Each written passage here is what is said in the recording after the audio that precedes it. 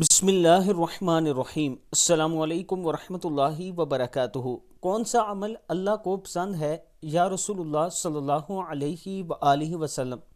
حضرت عبداللہ بن مسعود رضی اللہ تعالیٰ عنہ فرماتے ہیں، میں نے نبی اکرم صلی اللہ علیہ وآلہ وسلم سے پوچھا کہ کون سا عمل اللہ کو سب سے زیادہ پسند ہے؟ آپ صلی اللہ علیہ وآلہ وسلم نے ارشاد فرمایا، نماز کو اس کے وقت پر ادا کرنا۔ میں نے پوچھا اس کے بعد کون سا عمل زیادہ پسند ہے؟ آپ نے فرمایا والدین کے ساتھ حسن سلوک کرنا۔